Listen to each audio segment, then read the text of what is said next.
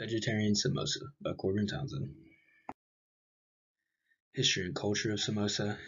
Samosa is an popular Indian dish that origin dates back to 10th century Middle Eastern cuisine. It was brought to India from Pakistan from Middle Eastern. It was brought to India and Pakistan from migrant Middle Eastern cooks who immigrated from their home countries to work in the kitchens of Muslim nobility.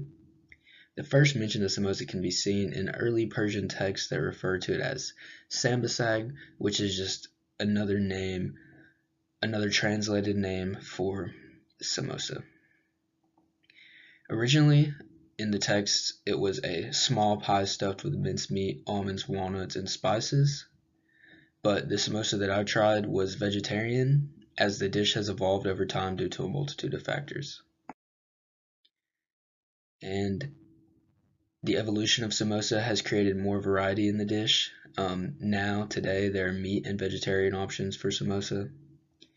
Meat samosa is the first samosa that was referenced, but samosa achieved the variety that it has today through various factors.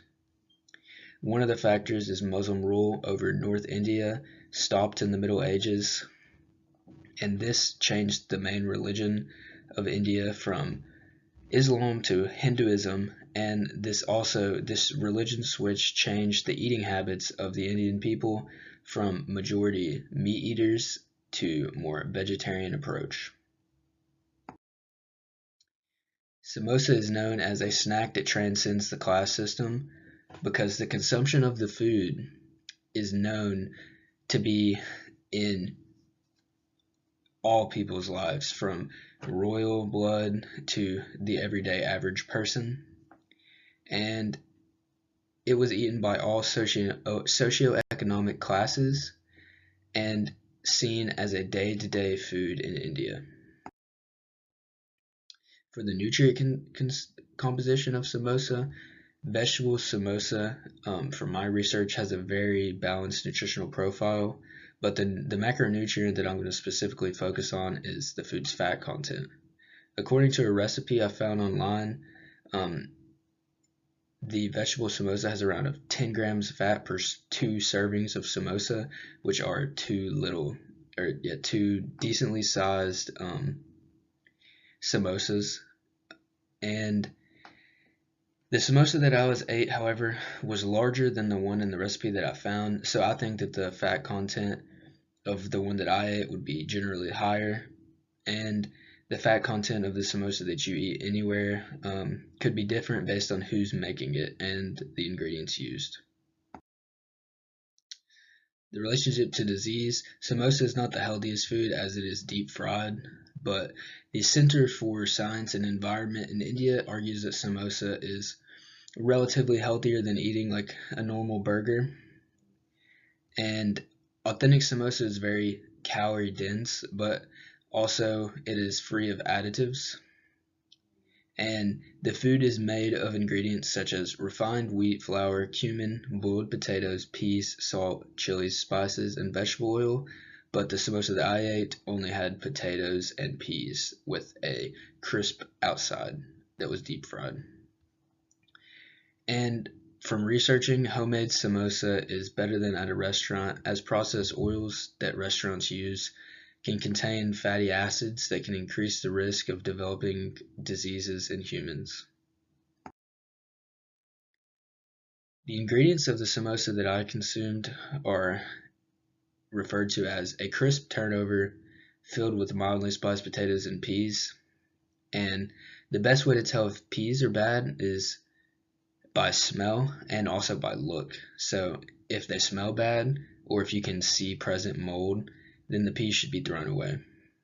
The best way to tell if potatoes are bad is by scent and appearance, as potatoes that are bad will have a bitter scent, they'll have visible wrinkly skin, and they'll have visible shoots and green spots. Okay. Agriculture for peas, seasonality. The peas are spring crops in the United States, which means they're best bought in the spring. And peas are available and in season starting in April, which is around the beginning of spring in the United States. And depending on the climate of the location you're in, it could extend to June or July if it's a cool climate, or a shorter time if it is a warm climate. Okay, peas are decently high in pesticides due to modern agriculture, but your best bet if you want to eliminate your consumption of excessive pesticides is to look around, try to find some local farmers, and ask them how they grow their peas and what pesticides they use. Potatoes. So, potatoes are very versatile as they have an early, mid, and late season, and they're pretty much available year round because they can be stored for a good amount of time in a dark place with low humidity. And for the sustainability, potato companies today mine phosphorus to use in pesticides, and potatoes are also monocropped. So your best bet for potatoes would also be to try to look for a local farmer and just ask around and see what the best option would be. Pretty much for all vegetables, it would be best to shop locally. And here is the preparation. This is a recipe and directions that I found to make homemade vegetable samosas. And these were marketed as more healthy than the ones that I ate in a restaurant. Um, yeah. So for tasting, my overall opinion of the dish is that it tasted all right. I'm not the biggest fan of fried foods, and in my opinion, the fried turnover outside overpowered the ingredients inside. Um, the texture wise, the outside of the dish was very crunchy in texture, and the inside was really soft and chewy because the potatoes and peas had good flavor and were soft and seasoned well. And then samosa is a very individualistic dish, and there are many ways to eat it. So in India, it's an all-around dish that many people consume in all situations. They consume it with family, consume it as a street food, etc. It really just depends. There's not one certain way to consume the food. And here's a picture of the samosa that I consumed. I got it from Sitar Indian restaurant. It's a local Knoxville restaurant off of Kingston Pike. Okay, for my cultural comparison, culturally, there are not many foods that I've experienced in my life that compare to samosa and the influence and history it has on the world. The closest example I can think to compare of my life and my food experiences is my friend Lee. Lee's family moved to the United States from China in around 2010, and they have a shared many authentic Chinese meals with me in their home.